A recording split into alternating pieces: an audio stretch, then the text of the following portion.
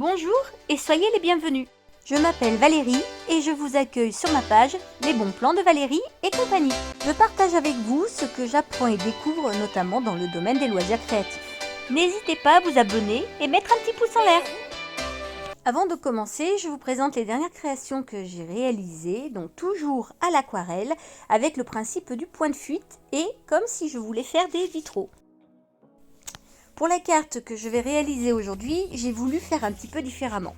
Comme vous pourrez voir sur les shorts qui sont sortis sur YouTube, d'habitude, pour les dernières réalisations que je viens de vous montrer, je faisais d'abord mon quadrillage, mon point de fuite, ensuite mon quadrillage et style vitraux, et ensuite je mettais en couleur avec l'aquarelle.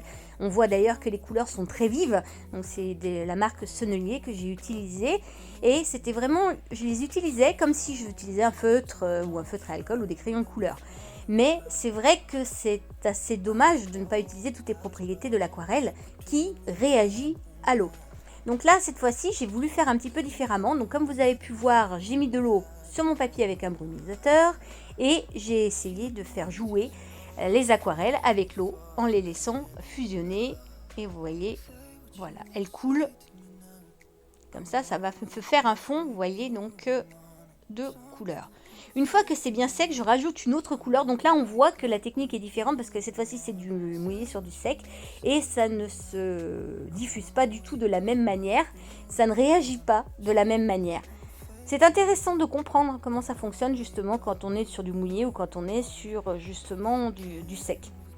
Là, la preuve, vous voyez, avec ce rose, c'est sur du mouillé et on voit que ça coule, alors que quand c'est sur du sec, ça ne fait pas du tout pareil, vous voyez, on voit bien quand même. Donc j'ai essayé de faire des couleurs différentes, un peu vives, pour garder cet esprit. Et vous voyez, je tourne mon papier pour remettre à nouveau des couleurs, pour pouvoir faire comme un espèce de quadrillage arc-en-ciel, voyez, et je remets des couleurs. C'est assez facile, hein, rien de bien compliqué. Là, je remets des couleurs, vous voyez, je fais un peu de violet. Comme j'ai tourné mon papier, on voit que ça fait des bandes, mais qui sont faites naturellement par l'aquarelle en elle-même. Donc là, le principe du point de fuite, c'est qu'on met un point, donc normalement à l'horizon, et ensuite on part de ce point-là, et ensuite on trace des lignes. Donc là, à la one again, hein, vraiment tranquillou. Pas de repère particulier, j'ai pris un seul point que j'ai essayé donc de mettre au milieu et je trace des lignes. Et maintenant j'essaye de faire comme un quadrillage, comme un vitrail. Donc pareil, un petit peu au hasard. Alors je me sers quand même de la plaque quadrillée qui est dessous. Comme ça au moins c'est bien droit et ça garde une certaine continuité. Et je trace mes traits. Je regarde ce qui pourrait un petit peu aller. Il n'y a pas réellement une logique. Oui, je sais, certains d'entre vous diront c'est normal, ça se voit, mais c'est vraiment l'objectif de faire jouer la perspective. Contrairement à d'habitude où je fais d'abord mon quadrillage, là cette fois-ci je l'ai fait sur le dessin. Avec un feutre bien sûr, hein, un stylo noir qui résiste à l'eau et qui est fait pour être rajouté sur de l'aquarelle.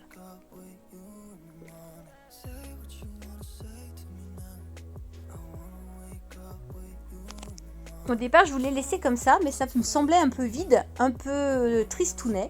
Donc j'ai rajouté, cette fois-ci à la peinture acrylique, un peu de couleur. Alors pas de partout, pour faire un style déjà différent de ce que je fais d'habitude, et pour essayer de rajouter un petit peu de luminosité et de la couleur un petit peu plus peps. Donc un peu de turquoise. Pareil, un petit peu à l'instinct.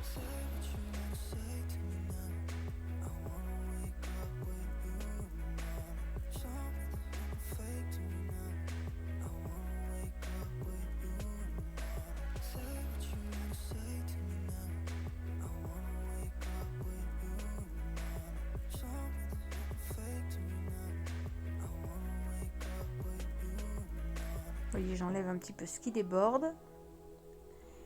Un rose bien flashy.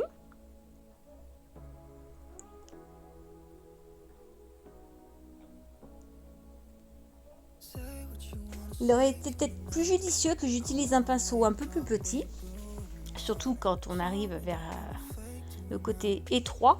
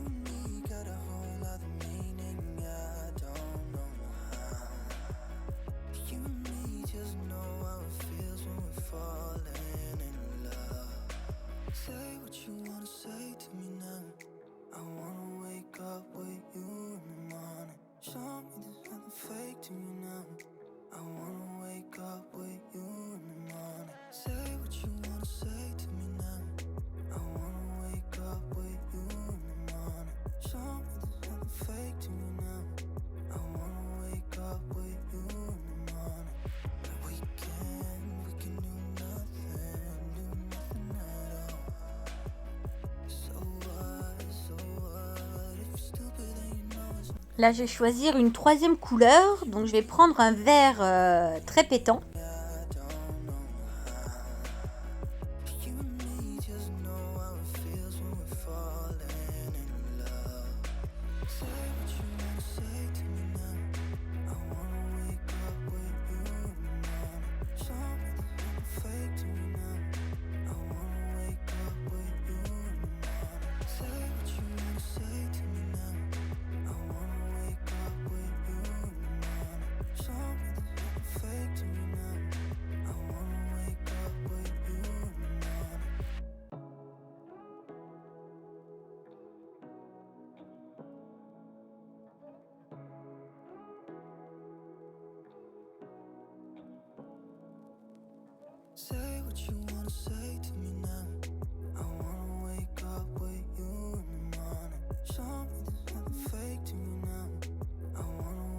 Comme vous pourrez le remarquer, j'ai essayé de garder cet équilibre de 3. Donc j'ai mis 3 couleurs différentes et 3 fois la même couleur.